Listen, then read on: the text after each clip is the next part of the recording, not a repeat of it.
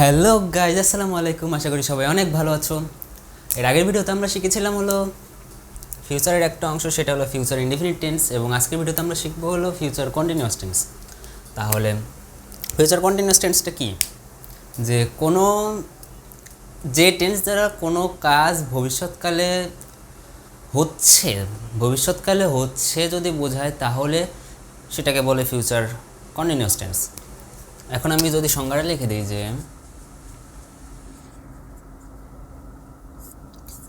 যে টেন্স দ্বারা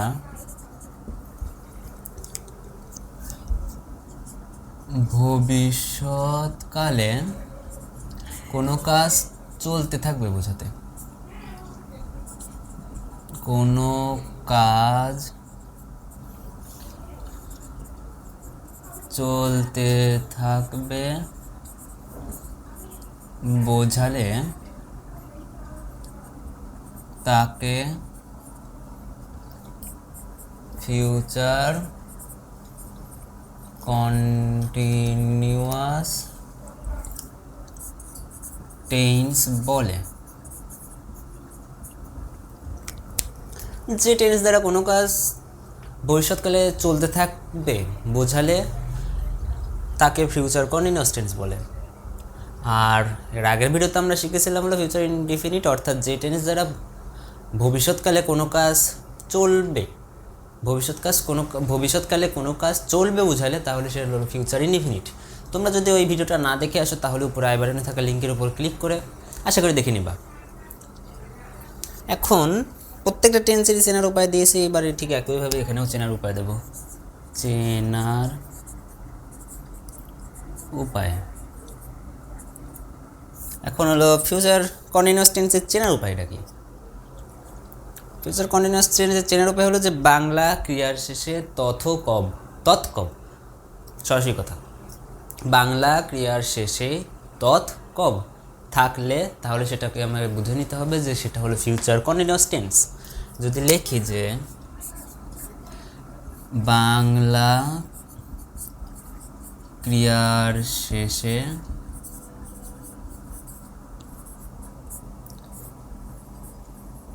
তৎকব থাকবে, যদি তৎকব থাকে তাহলে সেটাই হলো ফিউচার কন্টিনিউয়াস টেন্স।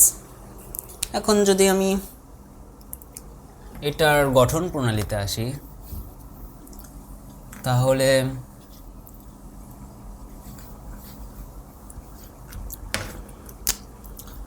স্ট্রাকচার, এটা হলো পজিটিভ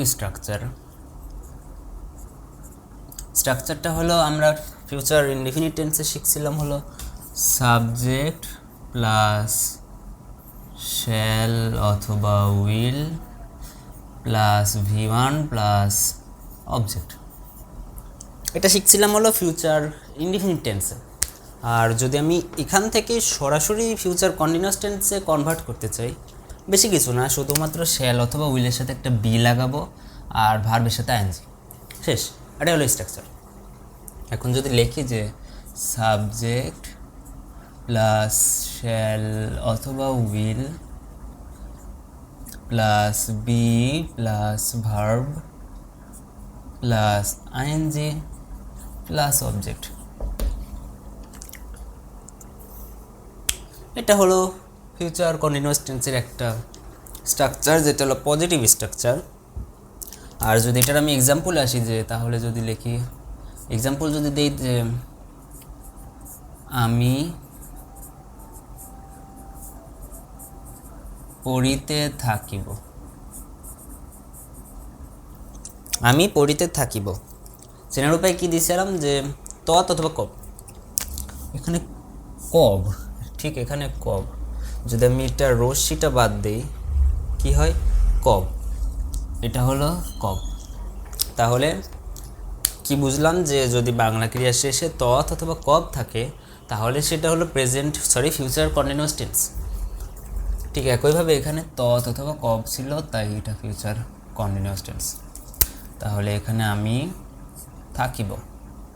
আমি পড়িতে থাকিব, আর এটা সংজ্ঞা দ্বারা বোঝাচ্ছে যে এটা একাধারে চলতে থাকবে, বোঝাচ্ছে যে আমি পড়িতে থাকবো, শুরু করব এবং করতেই থাকবো। তাহলে এটা যদি আমি ইংরেজিতে কনভার্ট করতে চাই তাহলে হলো প্রথমে সাবজেক্ট অর্থাৎ আমি। আর আগের ভিডিওতে শিখাইছিলাম যে আই এর সাথে শ্যাল হবে অলরেডি, তাহলে আই শ্যাল বি, বিটা হলো স্ট্রাকচারের বি, আর পড়িতে তার মানে রিডিং, এখানে অবজেক্ট নাই, এটুকুই থাকবে।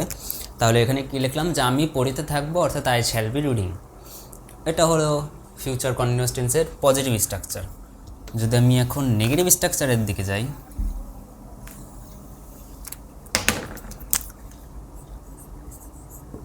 নেগেটিভ স্ট্রাকচার প্রথমে হলো সাবজেক্ট, যা আসলে তাই বুঝবে, প্লাস শ্যাল অথবা will, plus not, plus be, plus verb, plus ING, plus object. এটা হলো নেগেটিভের স্ট্রাকচার, বেশি কিছু না, খালি শ্যাল অথবা উইলের সাথে একটা নট যুক্ত হয়েছে যেটা নেগেটিভের নট। এর আগের প্রত্যেকটা টেন্সের নেগেটিভের স্ট্রাকচারেও আমি একইভাবে লিখেছিলাম যে শ্যাল অথবা উইলের সাথে নট যুক্ত হবে, ঠিক এখানেও নট যুক্ত হয়ে এসছে, এবং টেন্সের বি আর হলো ভার্বের সাথে আইএনজি প্লাস অবজেক্ট। এখন আমি এটার একটা উদাহরণ দিই, এক্সাম্পল এটাকেই যদি দিই যে আমি পড়িতে থাকিব, তাহলে আমি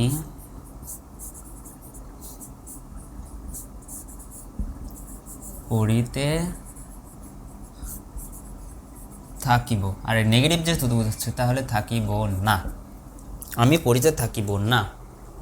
এখন এটাতে ইংরেজি কেমনে হবে? প্রথমে বসবে হলো সাবজেক্ট, সাবজেক্ট প্লাস শ্যাল অথবা উইল, তাহলে সাবজেক্ট, সরি স্ট্রাকচার লিখছি কেন আমি, একটু ভুল হয়েছে। সাবজেক্ট অর্থাৎ I, I shall not be reading, কোনো কিছুই চেঞ্জ করি নাই এটার থেকে, খালি হলে নেগেটিভের জন্য এখানে একটা নট বসাইছি, এখানে নটটা বসাইছি, এটাই হলো নেগেটিভের স্ট্রাকচার। আর এটার আর একটা স্ট্রাকচার আছে, সেটা হলো ইন্টারোগেটিভ স্ট্রাকচার। এখন ইন্টারোগেটিভ স্ট্রাকচারে প্রথমেই থাকবে হলো, ধরো ইন্টারোগেটিভটা লিখে নিই, ইন্টারোগেটিভ স্ট্রাকচার প্রথমেই থাকবে হলো সাবজেক্ট, প্রথমে থাকবে হলো শ্যাল অথবা উইল। এখানে প্রথমে থাকবে হলো শ্যাল অথবা will plus subject plus be verb. এই বিভার্বটা শ্যাল অথবা উইলের পরে থাকবে না, এটা চলে যাবে সাবজেক্টের পরে। তাহলে শ্যাল অথবা will plus subject plus be plus verb plus ING plus object অথবা বাকি এক্সটেনশন আর্ট। এখন এটার একটা উদাহরণ দেব, উদাহরণ দিয়েই আজকে ভিডিওটা শেষ করব। আজকে ভিডিওটা একটু ছোট হবে কারণ জিনিসটাই ছোট, আশা করি তোমরা বুঝতে পারবা। সরি এটা, তাহলে এক্সাম্পল যদি দেই, তাহলে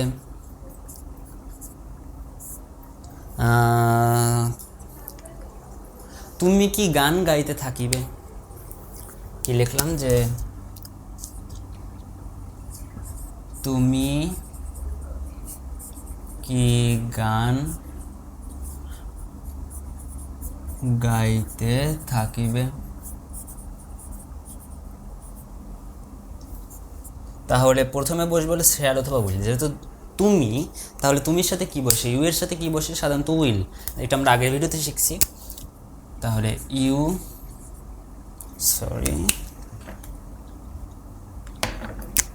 উইল ইউ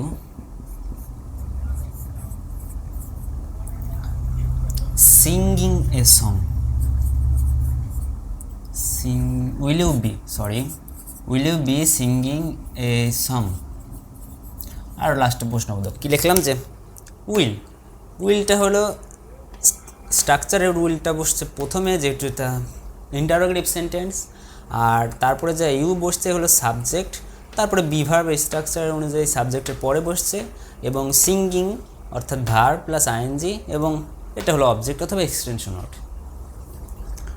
এটুকুই হলো এটুকুই হলো ফিউচার কন্টিনিউয়াস টেন্সের যাবতীয় যত কিছু ছিল। আশা করি বুঝতে পেরেছো তোমরা। আর যদি না বুঝতে পারো তাহলে নিচে থাকা কমেন্ট বক্সে গিয়ে তোমরা কমেন্ট করতে পারো। আর এই ভিডিওটি যদি ভালো লেগে থাকে তাহলে আশা করি লাইক করবা, কমেন্ট করবা এবং সাবস্ক্রাইব করে আমাদের পাশে থাকবা। আসসালামু আলাইকুম।